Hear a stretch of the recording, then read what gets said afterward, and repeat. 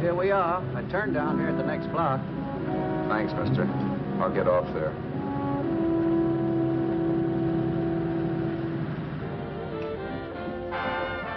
Want anything else? No. Hey, you. Me? Yeah, you. Where you heading? East. Too bad. I thought if you was heading north, I might be able to help you out. I'm pushing the Salt Lake, and I don't like to ride alone at night. I'm one of those guys that got to talk or I fall asleep. Oh. Sure, now, my partner, he's got Lou to keep him company, but I ain't got nobody at all. Where you coming from? West. Yeah, sure, I know, but where, L.A.? Maybe. Got a cousin out in L.A. You don't say. Yeah, he's been out. You're not much of a talker, are you? My mother taught me never to speak to strangers. Oh, a wise guy. So what? Okay, don't get sore. Just trying to be sociable, that's all. Hey, Glamorous. You change for a dime, will you?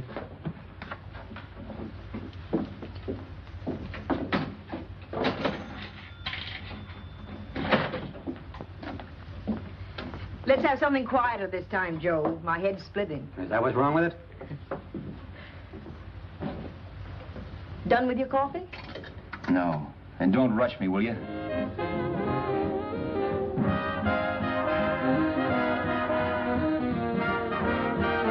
Hey, turn that off. Will you turn that thing off? What's eating you now? Yeah, what's eating you? That music, it stinks. Oh, you don't like it, huh? No, turn it off. Oh, wait a minute, pal. That was my nickel, see?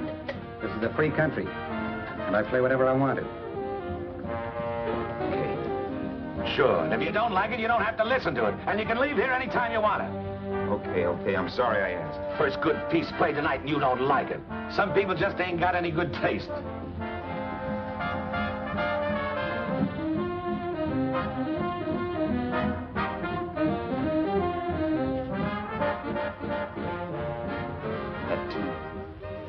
That tune. Why was there always that rotten tune? Following me around, beating in my head, never letting up. Did you ever want to forget anything? Did you ever want to cut away a piece of your memory or blot it out? You can't, you know. No matter how hard you try. You can change the scenery, but sooner or later you'll get a whiff of perfume or somebody will say a certain phrase or maybe hum something. Then you're licked again. I can't believe that you're in love with me. I used to love that song once. So did the customers back in the old Break of Dawn club in New York. I can't remember a night when I didn't get at least 3 requests for it. Sue, she was always selling it too. Those were the days.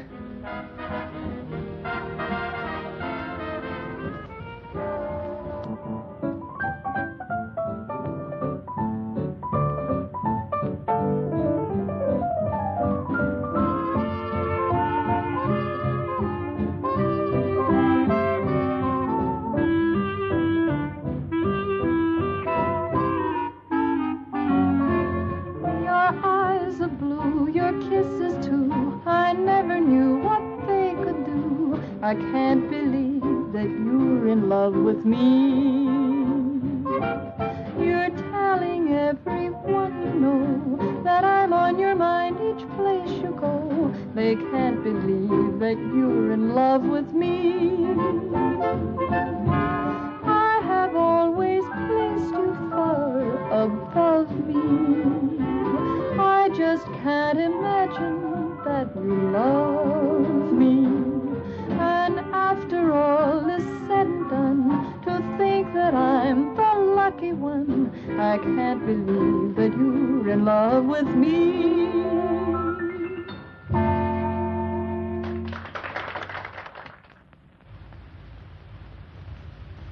It wasn't much of a club, really. You know the kind. A joint where you could have a sandwich and a few drinks and run interference for your girl on the dance floor. I pounded the piano in there every night from 8 until the place closed up, which usually meant 4 in the morning. A good job as jobs went in those days. Then, too, there was Sue, who made working there a little like working in heaven. But how we felt about each other, well, there was nothing very unusual in that. I was an ordinary healthy guy, and she was an ordinary healthy girl. And when you add those two together, you get an ordinary healthy romance, which is the old story. Sure. But somehow, the most wonderful thing in the world.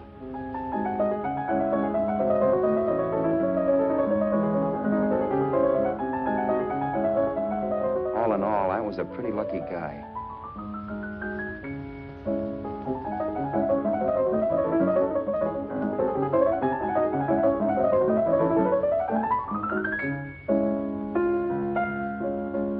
Mr. Paderewski, I presume. It's beautiful. You're going to make Carnegie Hall yet, Al? Yeah, as a janitor. I'll make my debut in the basement. I don't blame you for being bitter, darling, but you mustn't give up hope. Why, someday... Yeah, someday. If I don't get arthritis first. In the meantime, let's blow this trap.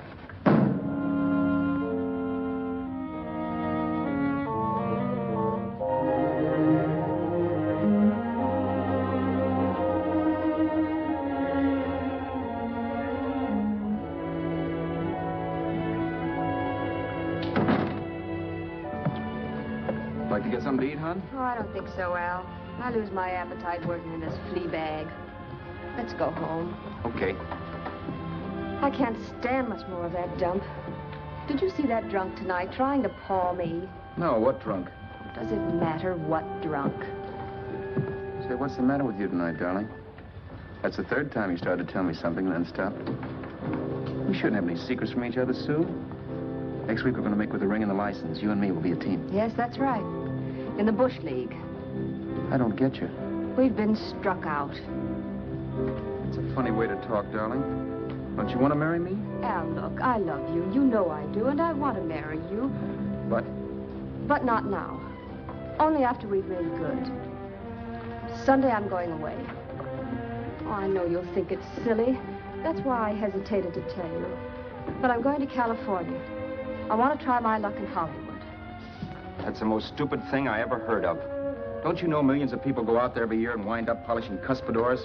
I thought you had better sense. You sound as if you don't think I have any talent. That has nothing to do with it. I'll make out all right. Maybe. But what about me? Doesn't it mean anything to you that you're busting up all our plans? We may not see each other for years? It won't be that long. I thought you loved me. I do. You know I do.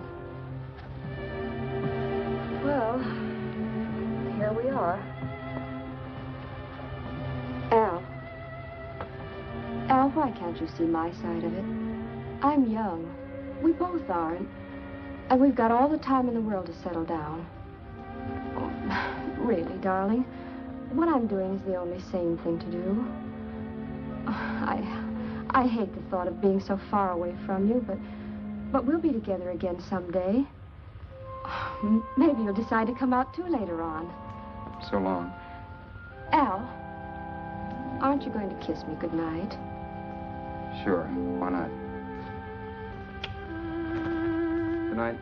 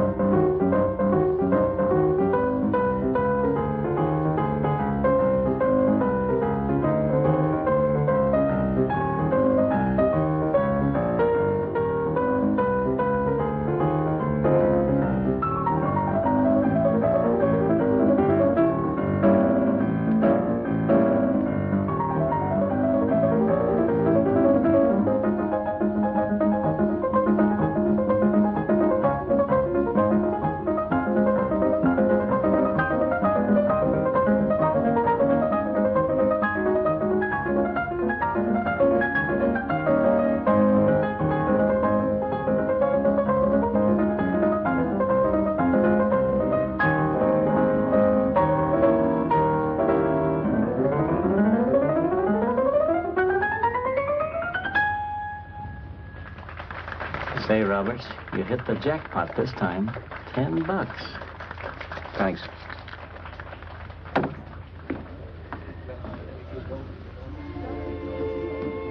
So when this drunk handed me a 10 spot after a request, I couldn't get very excited.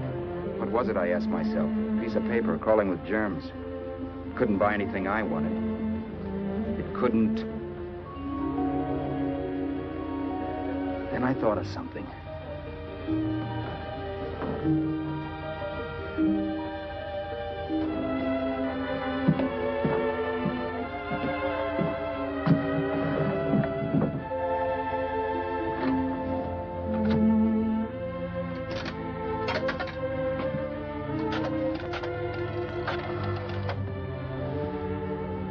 Long distance. I'd like to put a call through to Los Angeles. Miss Harvey. Sue Harvey, Harvey. The number is Crestview 65723.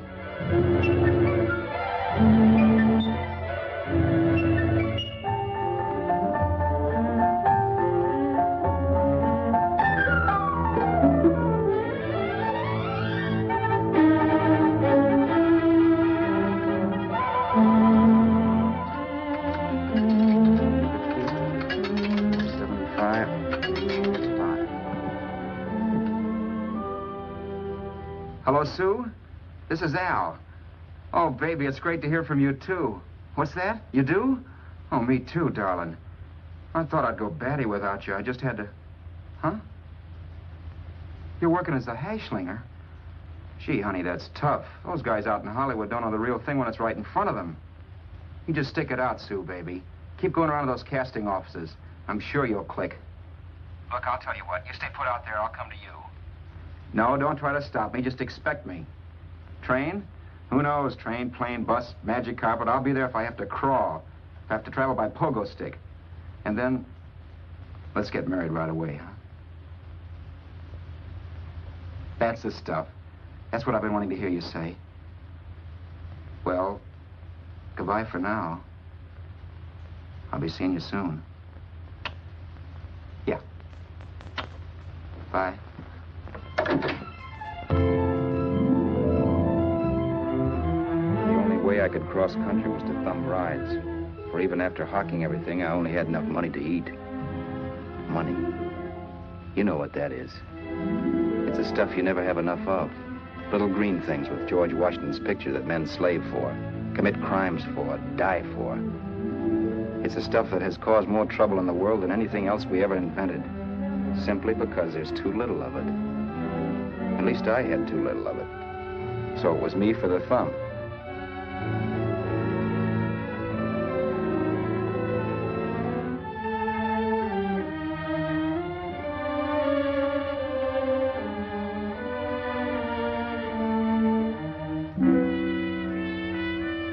Ever done any hitchhiking? It's not much fun, believe me. Oh, yeah, I know all about how it's an education, how you get to meet a lot of people and all that. But me, from now on, I'll take my education in college, or in PS 62, or I'll send $1.98 in stamps for 10 easy lessons.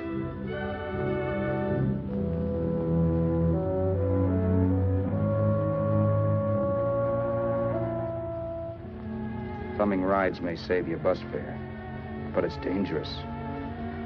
You never know what's in store for you. You hear the squeal of brakes. If only I had known what I was getting into that day in Arizona. Here, throw that in the back seat. Okay, let's go. Make sure that door's closed.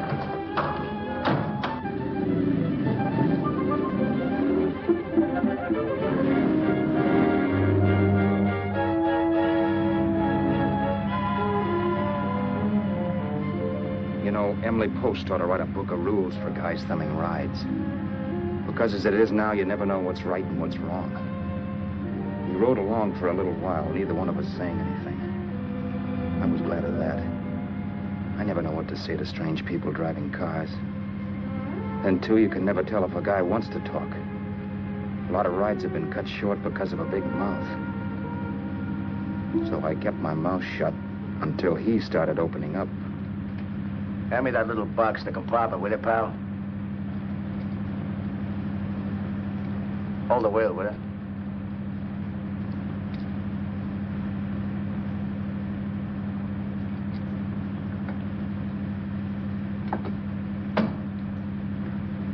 How far are you going? L.A. Wow, you're really traveling, aren't you? Yeah, but I don't expect to make it for a couple of years at the rate I've been promoting rides. Not much luck, huh? Sure, all bad. Not many people stop for a guy these days. Afraid of a stick-up, maybe. They can't blame him. Where you coming from? New York? Well, New York. You're in luck this time. I'm going all the way. Right through to Los Angeles. You drive a car? Sure. Whenever you're tired, let me know. I'll holler. I guess at least an hour passed before I noticed those deep scratches in his right hand. They were wicked. 3 puffy red lines about a quarter of an inch apart. He must have seen me looking at them because he said, Beauties, aren't they? They're gonna be scars someday. What an animal. Whatever it was, it must have been pretty big and vicious to have done that. Right on both counts, New York. I was tussling with the most dangerous animal in the world. A woman. She must have been Tarzan's mate. Looks like you lost the bout. Certainly wasn't a draw. You know, there ought to be a law against dames with claws. Yeah. I tossed her out of the car in her ear. Was I wrong? Give a lift to a tomato, you expect her to be nice, don't you? Yeah. After all, what kind of dame son rides? Sunday school teachers? Yeah. A little witch. She must have thought she was riding with some fall guy. And me, who's been booking horses around racetracks since I was 20. I've known a million dames like her. 2 million. Yeah. Stopped the car, opened the door. Take it on the Arthur Duffy sister, I told her. That's the stuff. As I was done, huh? But if you want to see a real scar, brother, get a load of this. Wow. I got that one dueling. Dueling? Yeah, we're just kidding, of course. My dad owned a couple of Franco-Prussian sabers. Kept them on the wall for decorations. Well, one day, the kid and I took them down when the old man wasn't around. Had a duel. He got me in the arm here. Pretty mean cut. Infection set in later. Yeah, I can see that. Now, give me that box again, will you? Yeah.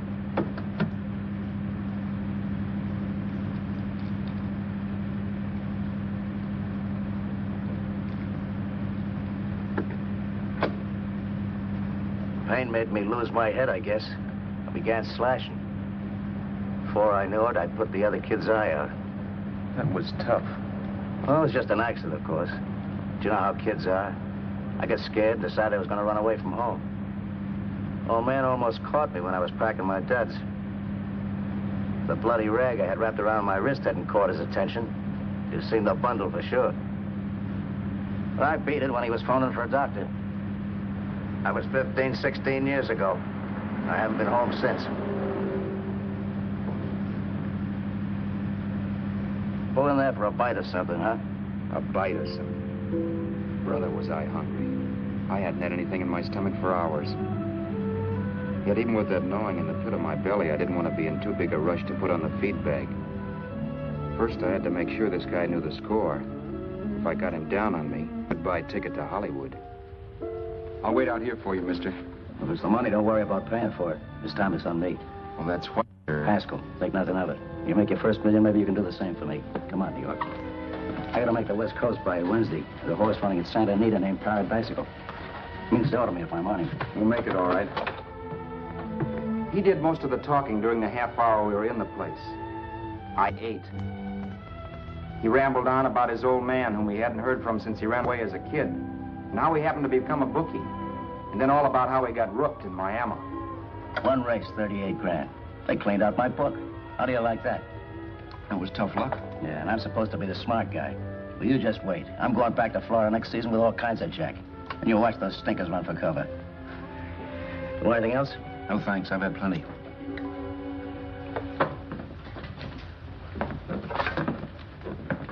That check there, sister? Oh, just a minute. Your change, sir. Keep it, sister. Oh, thank you, sir. Call again. I'll be waiting outside for you when you finish work. Sharp check, huh?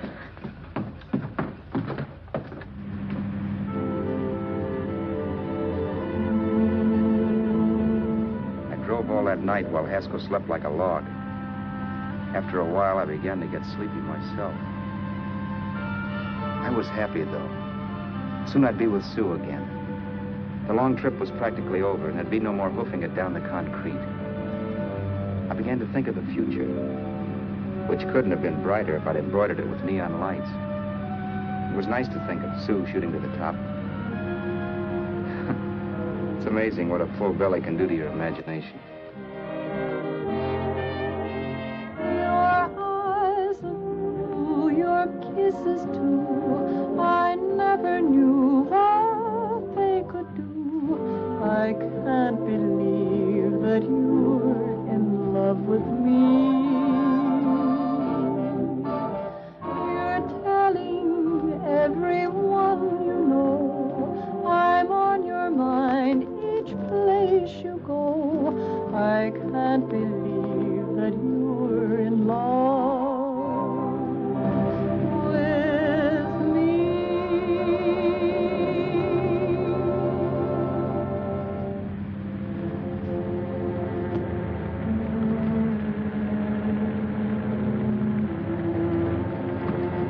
Mr. Haskell?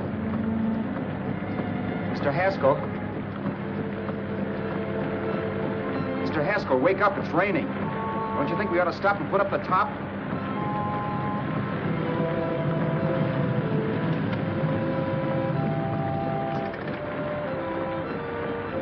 Mr. Haskell, I'm going to put up the top.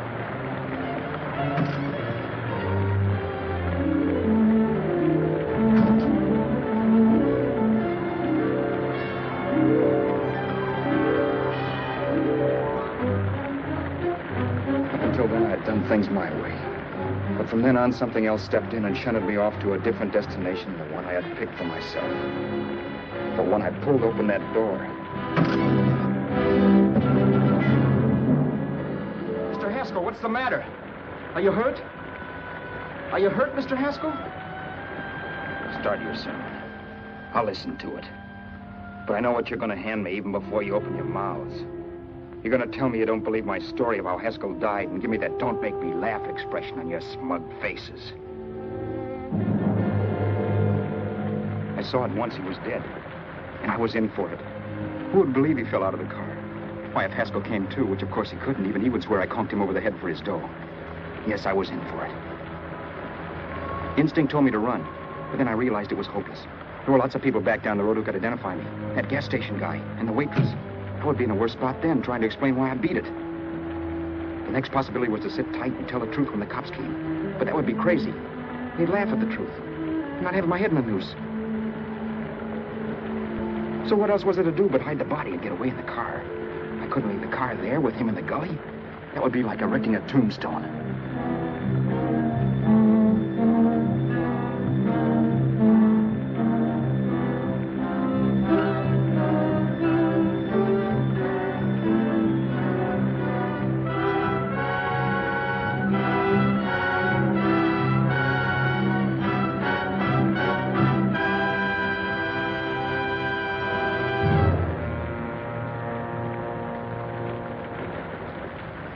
My idea was to cover him with brush, not to rob him.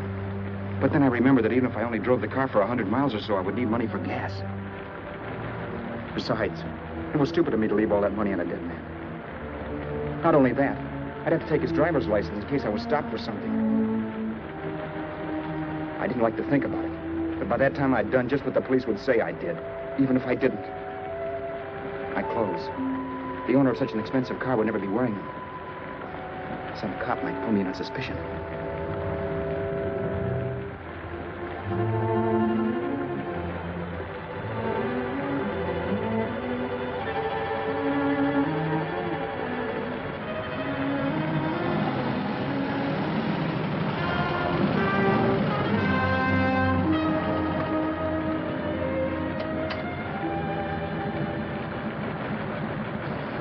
Hey, you, this your car?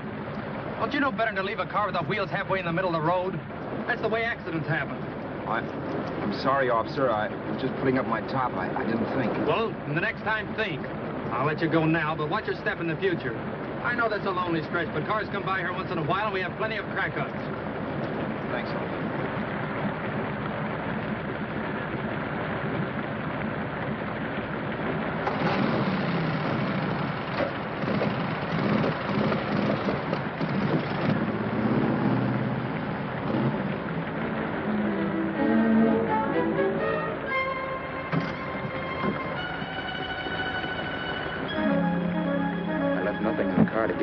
Roberts.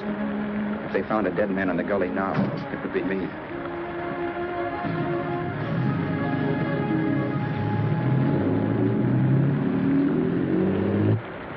As I drove off, it was still raining, and the drops streaked down the windshield like tears. I kept imagining I was being followed and that I could hear sirens back in the distance. Just how long it took me to cover the 60-odd miles to the California state line, I don't know. I lost all track of time. But the rain had stopped and the sun was up when I pulled up to the inspection station. Hello? Carrying any fruits or vegetables? No. Any livestock or poultry? No. I'd like to see your registration and driver's license, please. Anything in the baggage compartment? Just baggage. Charles Haskell Jr., age 30, brown eyes, dark hair. Identifying marks, none. Are you Charles Haskell Jr.? Yes. Well, remember, if you're employed and you stay over 30 days, you take out California plates. All right, officer, but I'll only be in the state a short while. Right, you can go now.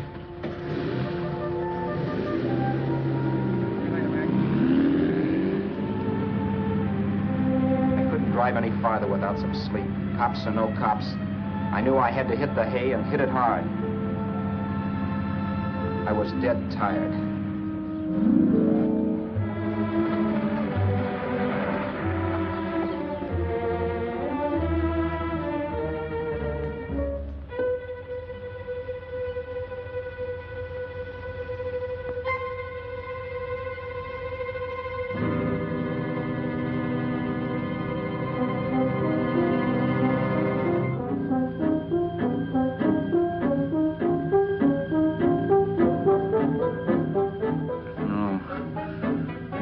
Mr. Haskell. No.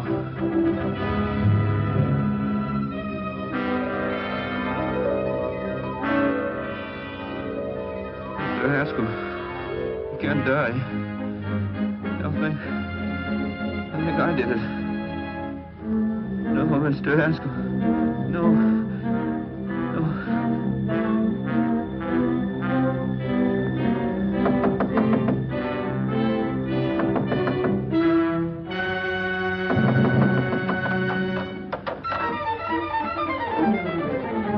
Who's there?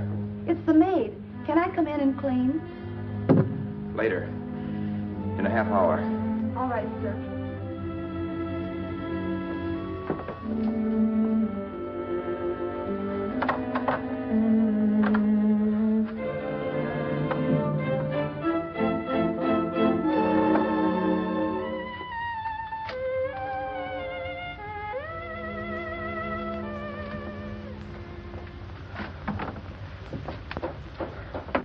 There was no time to lose. Every minute I had to be Charles Haskell was dangerous. And I'd have to be Charles Haskell until I got to some city where I could leave the car and be swallowed up.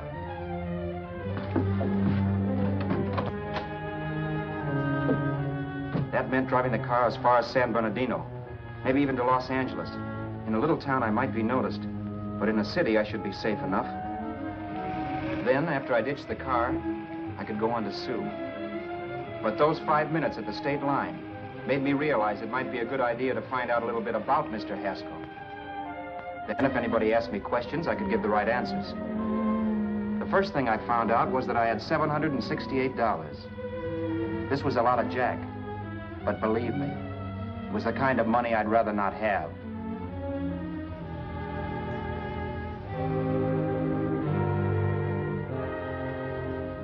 And then I found out from a letter Haskell was carting around in his bag that he wasn't the open-handed, easygoing big shot who went around buying dinners for strange hitchhikers. Before I got done reading it, I saw him more as a chiseler. It was written to his old man in California, the one he hadn't seen in so many years. In it, Haskell posed as a salesman of hymnals, of all things. It was easy to see where Haskell expected to raise a new stake for his book in Miami by rooking his old man. That was about all I found out from his effects, and it was enough. I told myself, maybe old man Haskell was lucky his son kicked off. He would never know it, but it saved him from taking a flyer in sacred literature preferred.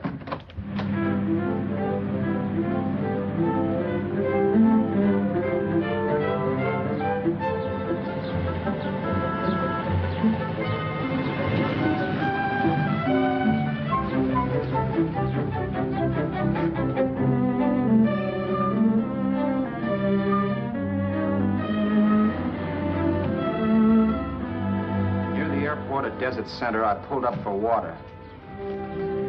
There was a woman. Hey, you! Come on if you want to ride.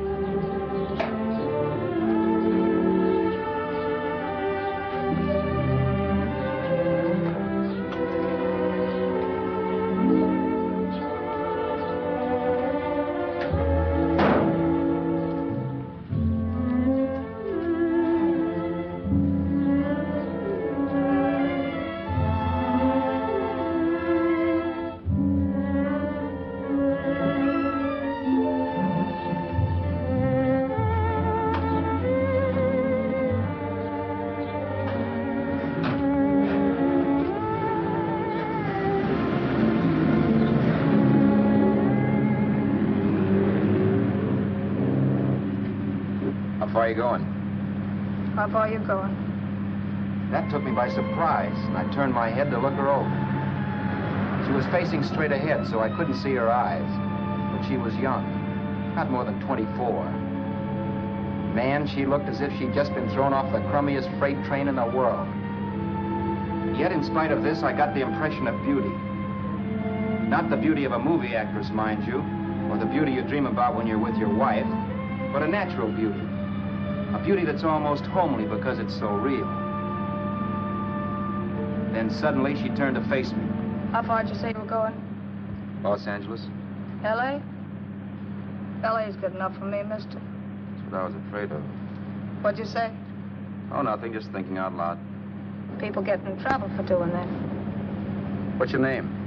You can call me Vera if you like. You live in Los Angeles? No. Where are you coming from? Oh, back there. Needles? No. Oh, sure, Phoenix. You look just like a Phoenix girl. Are the girls in Phoenix that bad? The girl must have been pretty tired because she fell asleep not 20 minutes after she stepped into the car.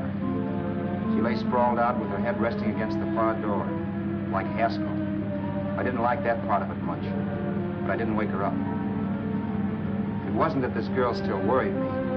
I'd gotten over that funny feeling I had when she looked at me, which I put down as just my jangled nerves. With her eyes closed and the tenseness gone out of her, she seemed harmless enough. And instead of disliking her, I began to feel sorry for her. The poor kid probably had had a rough time of it. Who was she, anyway? And why was she going to Los Angeles? And where'd she come from in the first place? The only thing I knew about her was her name. Not that it made any difference. A few hours more and we'd be in Hollywood. I'd forget where I parked the car and look up Sue. This nightmare of being a dead man would be over. Who this dame was, well, it was no business of mine. Where did you leave his body? Where did you leave the owner of this car? You're not fooling anyone.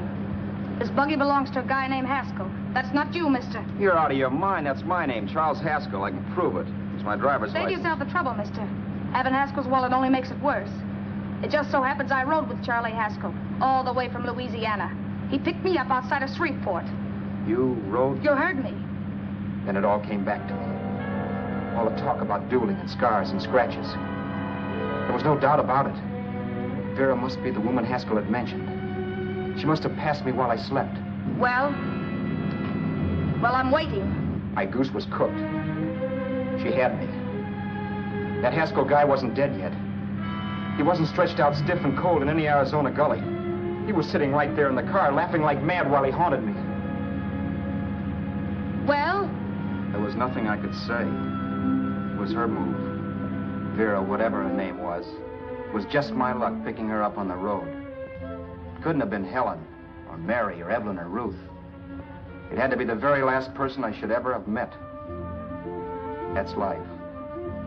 Whichever way you turn, fate sticks out a foot to trip you.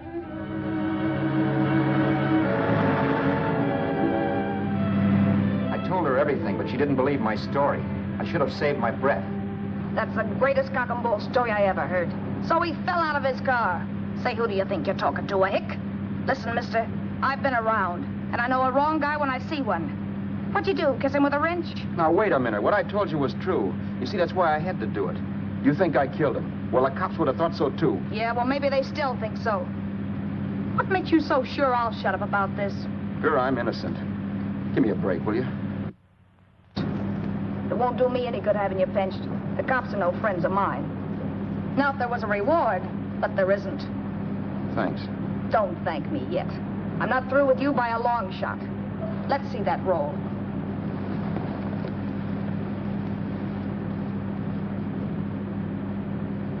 Is that all Haskell had? Isn't it enough? No, I thought he had more. Not that I know of. You can search me. You think I'm holding out on you? Well, maybe I will at that. He told me he was going to bet $3,000 on a horse named Paradisical on Wednesday at Santa Anita. He was stringing you along. He meant 300. Maybe. Sure, $3, 300. He was a piece of cheese, a big blowhard. Listen, mister, don't try and tell me anything about Charlie Haskell. Remember, I knew him better than you did. Okay, then you knew he was a four-flusher. That explains the $3,000 bet. I'm not so sure he didn't have that $3,000. Why should I believe you? You got all the earmarks of a cheap crook. Now, wait a minute. Shut up. You're a cheap crook and you killed him. For 2 cents, I'd change my mind and turn you in. I don't like you. All right. Don't get sore. I'm not getting sore. But just remember who's boss around here. If you shut up and don't give me any arguments, you'll have nothing to worry about. But if you act wise, well, mister, you'll pop into jail so fast it'll give you the bends. I'm not arguing. Well, see that you don't.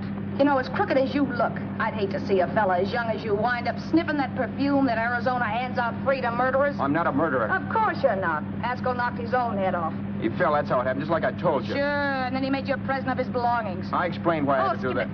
Doesn't make a difference one way or another. I'm not a mourner. I liked Haskell even less than I liked you. Yeah, I saw what you did to him. What do you mean? Those scratches on his wrist. Sure, I scratched him. I'll say you did. So your idea was to drive the car a little way, maybe into San Bernardino, and then leave it. You weren't going to sell it? Sell it? You think I'm crazy? Somebody else's car? See, all I want to do is leave it somewhere and forget I ever saw it. Not only don't you have any scruples, you don't have any brains. I don't get you. Maybe it's a good thing you met me. You'd have got yourself caught, sure. Why, you dope. Don't you know a deserted automobile always rates an investigation? Huh? Look, the cops find a car. Then they get curious. They wonder where the owner is. So, all right, they don't trace Haskell. They trace you. I never thought of that. The only safe way to get rid of the car is to sell it to a dealer. Get it registered under a new name. Say, stop at the next store. I want to get a bottle and do some shopping before we hit L.A. Okay. As soon as we find a place, I'll drop you off and pick you up later. Nothing doing. You're coming in, too. From now on, you and I are like the Siamese twins. Have it your way, but I don't get the point. The point is, I don't want you to get lost. I'm not going to beat it if that's what you're afraid of. I'll say you're not. Well, I'm going to see that you sell this car so you don't get caught. Thanks. Of course, your interest wouldn't be financial, would it? You would want a small percentage of the profits. Well, now that you insist, how can I refuse? 100% will do. Fine. I'm relieved. I thought for a moment you were going to take it all. I don't want to be a hog. A few hours later, we were in Hollywood. I was recognizing places Sue had written about. It struck me that far from being at the end of the trip, there was a greater distance between Sue and me than when I started out. Vera wasn't kidding with that Siamese twins crack. She rented a little apartment as Mrs. Charles Haskell. When I objected to this, she explained that it was on account of the car. A dealer might think something was funny if he called and found we were using different names.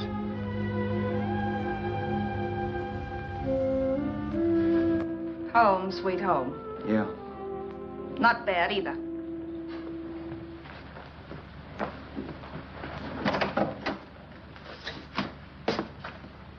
In case there's any doubt in your mind, I'll take the bedroom. Yeah.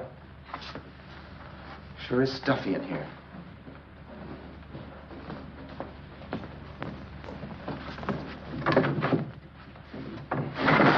Keep the window shut.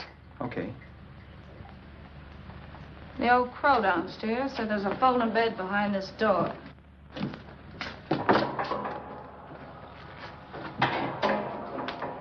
You know how to work it? I invented it. Some joint. One can't have everything.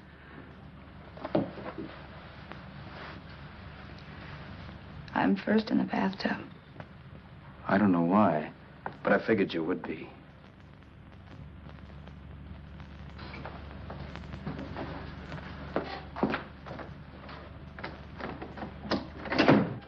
Boy, oh boy. It sure feels good to be clean again. I must be 10 pounds lighter.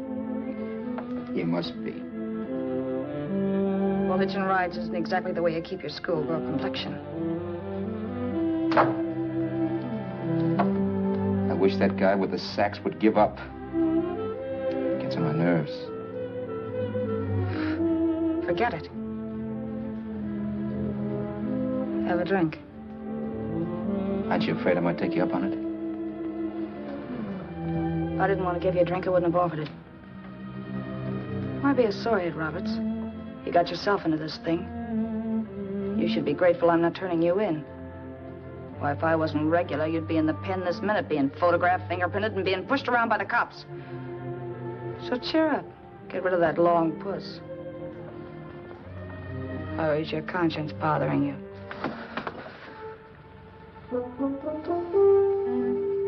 No. It isn't. Swell. That's the spirit. He's dead and no moaning around will bring him back. Anyway, I never could understand this worrying about something that's over and done with. Now look, Vera, for the last time I didn't kill him. Haskell was a sick man. Maybe he was dead before he fell out of the car. I don't know. Sure. He died of old age. All right. So if it'll make you sociable, you didn't kill him.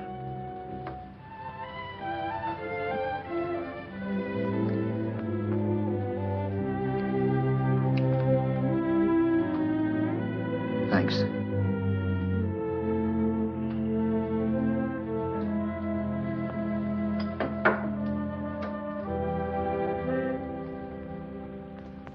We're out of liquor, Roberts. Yeah. Too bad. I felt like getting tight tonight. Well, I think you succeeded. Am I tight? As a prima donna's corset. That's good. I wanted to get tight. Why? What have you got to get tight about? Oh, I don't know. Few things. Huh. You should have my worries. If I had your troubles, I'd stay sober. And I've got the key to that door. Yeah. Maybe you're right. I'm always right. You know, I don't like your attitude, Roberts. Well, there's a lot of things I don't like. Sure. But life's like a ball game. You gotta take a swing at whatever comes along before you wake up and find it's a ninth inning. You read that somewhere. That's the truth, Roberts. All you do is bellyache. Taking it easy and, well, trying to make the best of things. But maybe that's what's wrong with the whole world. Get the professor. People knock themselves out trying to buck fate. Now, take you, for instance. You're lucky to be alive. Why, suppose Haskell had put open your door. You'd be playing a harp now. Think of that. You think of it. I'm tired of thinking. There's plenty of people dying this minute. I would give anything to trade places with you. I know what I'm talking about. I'm not so sure. At least they know they're done for. They don't have to sweat blood wondering if they are. Your philosophy stinks, pal. We all know we're going to kick off someday. It's only a question of when. But what got us on this subject anyway? We'll be discussing politics next. Yeah. Where'd you hide the butts? On the table, sucker.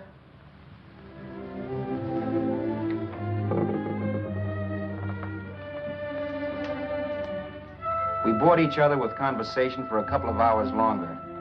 Every 5 minutes, one of us was wishing we had another bottle or a radio or something to read. Then finally, we ran out of chatter. I know it's only 11 o'clock, but I want to get up early and make the rounds of the used car lots. No hurry about that. We got all the time in the world. Maybe you have, but if you think I want to stay cooped up in this place any longer than I have to, you're batty. It's not a bad place. Pay plenty for diggings like this in New York. I wouldn't like it if it was the Ritz.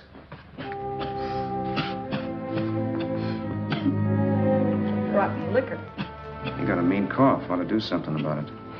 I'll be all right. That's what Camille said. Who? Nobody you know. Wasn't that the dame that died of consumption? Yeah. Wouldn't it be a break for you if I did kick off? You'd be free with all Haskell's dough and car. I don't want to see anybody die. Not even me. Especially not you. One person died of me. If you did, well, that's all I need. You don't like me, do you, Roberts? Like you. I love you. My favorite sport is being kept prisoner. After we sell the car, you can go to blazes for all I care. But not until then.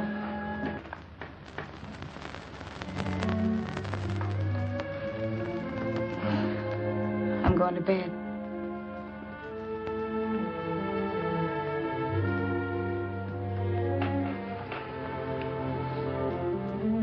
Good night, Roberts.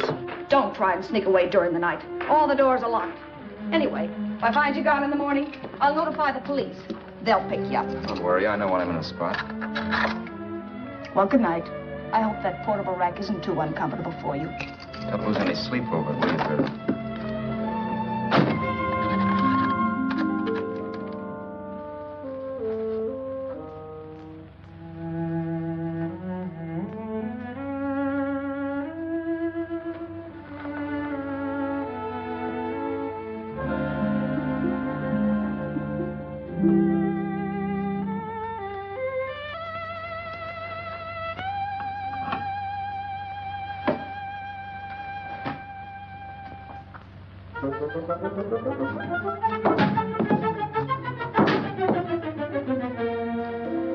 Crestview. 6, 5, 7, 2, 3. Hello? Hello? Hello? Hello?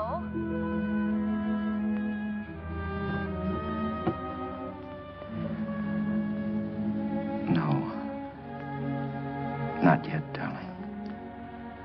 Tomorrow. Maybe. If this were fiction, I would fall in love with Vera, marry her, and make a respectable woman of her. Or else she'd make some supreme Class A sacrifice for me and die. Sue and I would bawl a little over her grave and make some crack about there's good in all of us. But Vera, unfortunately, was just as rotten in the morning as she'd been the night before. All right, I'm coming. Look, Vera, it's almost noon. So what? The dealers will be there all day? They'll be there all year, too, but it doesn't wait that long. Shut up. You make us like a husband. Well, do I rate a whistle? You sure do, but let's go. Let's go, let's go. I spent $85 and 2 hours preparing bait, and all you can say is let's go. Come on.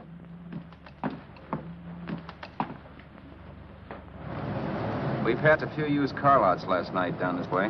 What do you think we can get for this heap? I don't know. Plenty. He let me handle everything. Think we can get $2,000? I don't know, but don't worry. I'll squeeze as much out of this guy as I can. If I let it go cheap without a fight, he might think we've stolen the car. And listen, don't make any slips and call me Roberts. That'll cook us. I don't need you to tell me that. You better just sit by and keep your mouth closed. Remember, we're both in the soup if anything happens. Forget it and drive. You're my wife, Vera Haskell.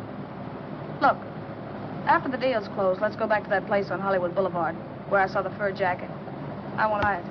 After the deal's closed, I'm saying goodbye to you. That's right, I forgot. I guess I'm getting kind of used to you. Well, that's a habit you could start breaking. Let's try this place in the middle of the block.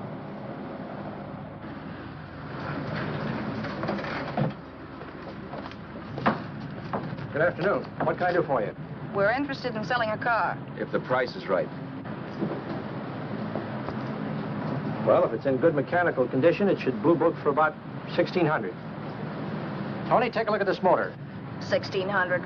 Are you kidding?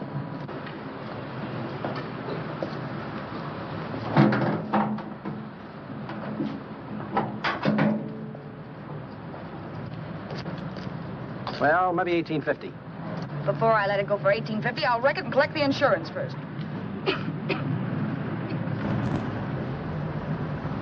Lady, this motor's seen a lot of driving.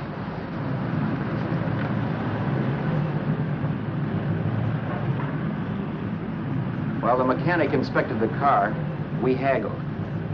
At last, when we were all worn out, we hit a compromise. His price. Okay, it's a deal. All right, come in. We'll sign the papers. I have the ownership papers right here with me. Look, Vera, in the meantime, will you clean the dash compartment? There may be some stuff in it. All right, darling. 1,850 bucks. That dirty crook.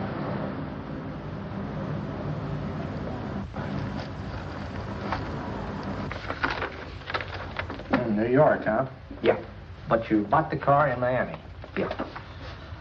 Well, now let's see about the insurance. We can either have it transferred or canceled. What kind of insurance do you have, Mr. Haskell? Well, aren't all the papers there? I don't see any. Surely you know what type of insurance you carry in the car. The name of the company? Yeah, but, Well, if you'll just tell me the name of the company, I'd be very glad to take care of all the details. well, Did you sign the papers yet? not yet. Well, don't. We're not selling the car. Well, wait a minute, Mrs. Haskell. Come on, darling. What's the matter? You changed your mind? Yes, I'm sorry. I guess I have. But, Vera... Let's go.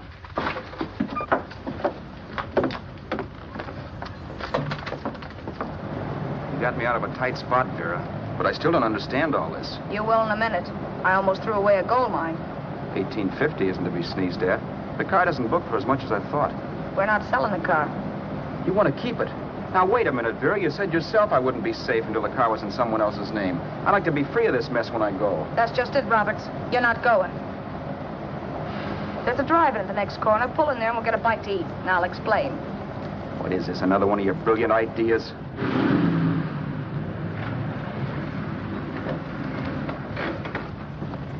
Oh, I take your order? Make mine a ham sandwich and coffee. And for you, sir? Oh, I don't care. The same. Thank you.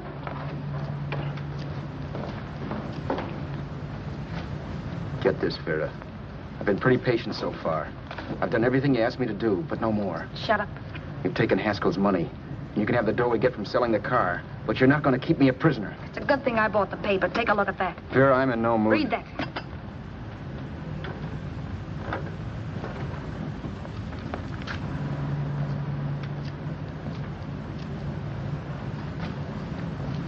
No. Yes. No, I won't do it. Yes, you will. You think I'm crazy? It's impossible, I tell you. Excuse me.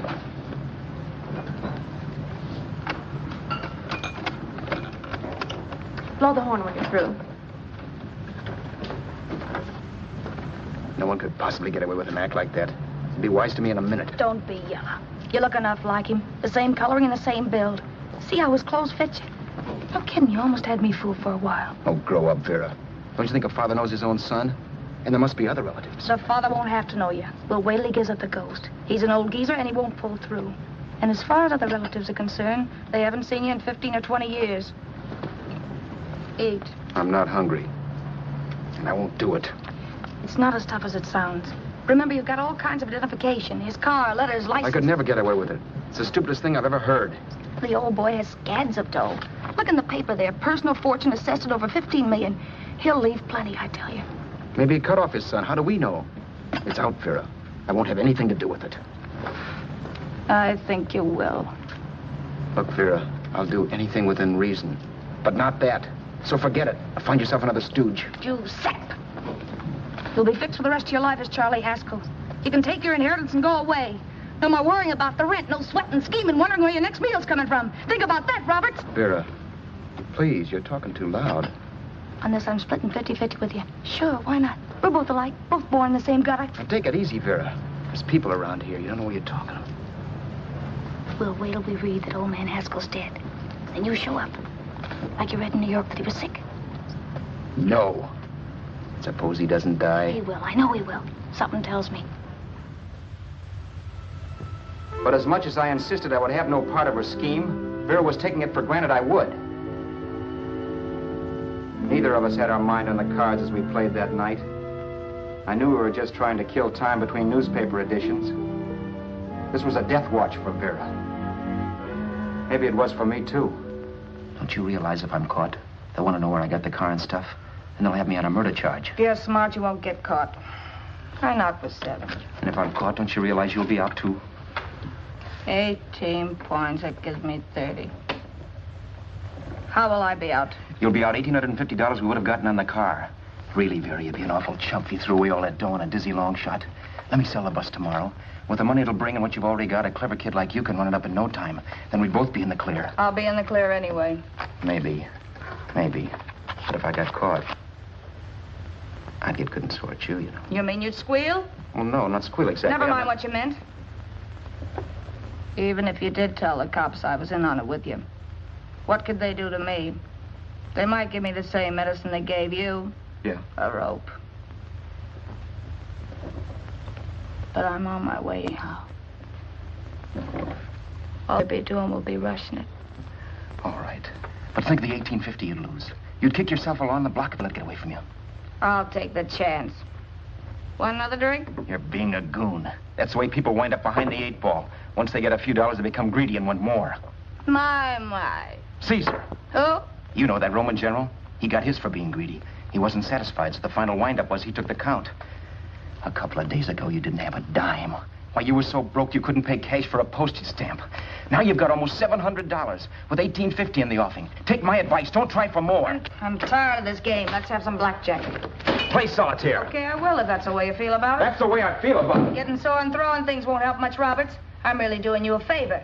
I help you out of a jam by keeping my mouth shut. I show you how to make some soft money. And what thanks do I get? Thanks. Sure. Or would you rather call the cops and tell them you killed the man and stole his money? I didn't kill anybody. Yes, you did. No, I didn't. You know I didn't. All right, then. Suppose I call the cops. If you're innocent, what do you got to be scared of? Okay. Call them, you mutt. Go ahead and call them, see if I care. At least they'll give me a square deal. You want me to call them? You heard me. But I'm warning you. If I'm pinched, I'll swear you were in on it. I'll say that you helped me. If I fry, I'll get even with you. You wouldn't dare. You're chicken. Yeah? Then try it and see. Call them. Yeah. Okay, I will.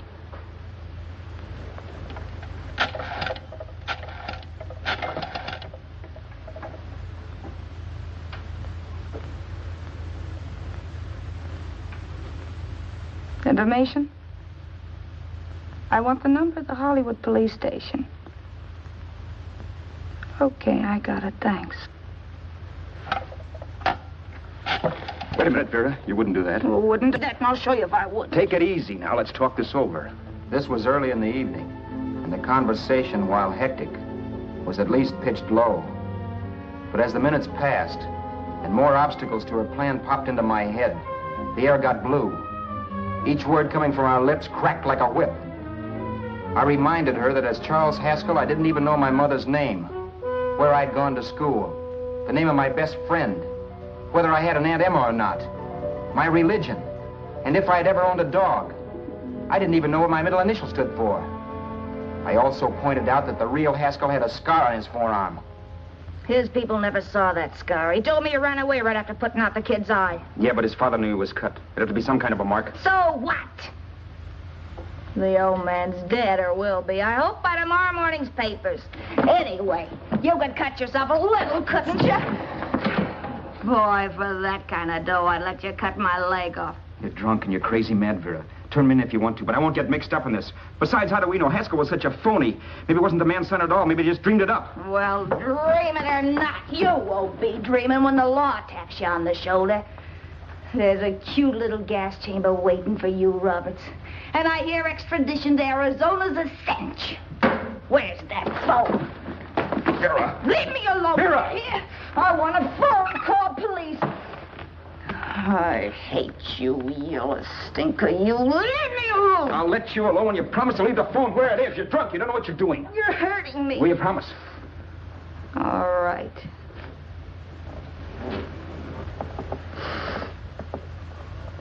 You hurt me.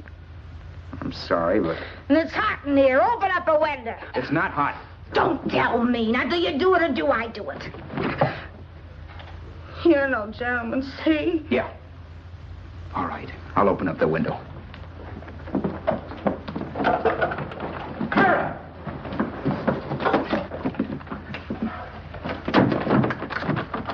the door. Please open the door. Vera, open the door. Don't use the phone. Listen to me. I don't like you, Roberts. You're no gentleman, see? You hurt my hand, and I'm going to get even with you. If you don't open the door, I'm going to kick it down, Vera. Vera, don't call the cops. Listen to me. I'll do anything you say. Vera, let me in. I'll break the phone.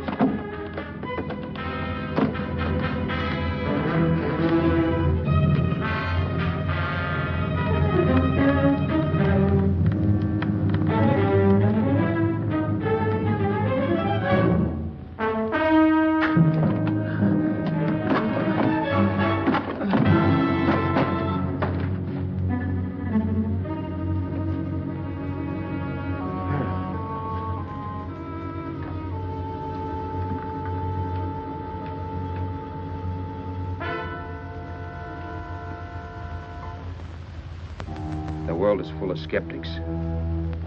I know. I'm one myself. In the Haskell business, how many of you would believe he fell out of the car? And now, after killing Vera without really meaning to do it, how many of you would believe it wasn't premeditated? In a jury room, every last man of you would go down shouting that she had me over a barrel and my only out was force. The room was still. So quiet that for a while I wondered if I had suddenly gone deaf. It was pure fear, of course. And I was hysterical. But without making a sound. Vera was dead. And I was her murderer. Murderer? What an awful word that is. But I'd become one. I'd better not get caught. What evidence there was around the place had to be destroyed. And from the looks of things, there was plenty. Looking around the room at things we'd bought was like looking into the faces of 100 people who had seen us together and who remembered me. This was the kind of testimony I couldn't rub out. No. I could burn clothes and hide bottles for the next 5 years. There'd always be witnesses. The landlady, for one. She could identify me. The car dealer, the waitress in the drive-in, the girl in the dress shop, and that guy in the liquor store. They could all identify me. I was cooked. Done for. I had to get out of there. While once I'd remained beside a dead body, planning carefully how to avoid being accused of killing him, this time I couldn't. This time I was guilty. I knew it. Felt it. I was like a guy suffering from shock. Things were whirling around in my head. I couldn't make myself think right. All I could think of was the guy with the saxophone and what he was playing. It wasn't a love song anymore. It was a dirge.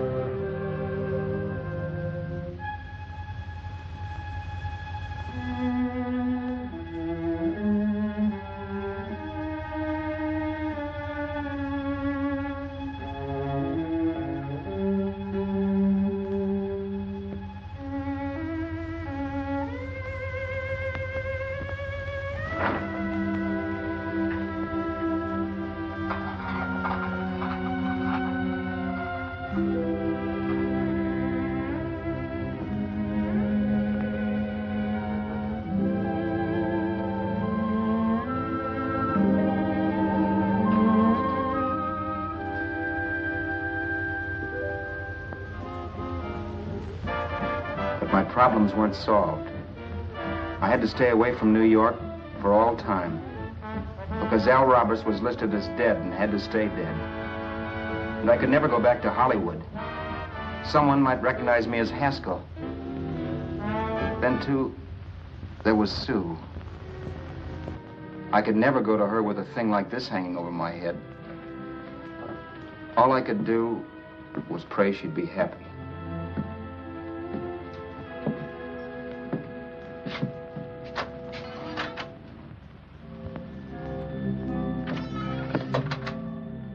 I was in Bakersfield before I read that Vera's body was discovered, and that the police were looking for Haskell in connection with his wife's murder. Isn't that a laugh? Haskell got me into this mess, and Haskell was getting me out of it. The police were searching for a dead man. I keep trying to forget what happened, and wonder what my life might have been if that car of Haskell's hadn't stopped. But one thing I don't have to wonder about. I know. Someday a car will stop to pick me up that I never thumbed.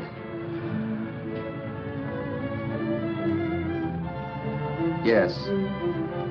Fate, or some mysterious force, can put the finger on you or me for no good reason at all.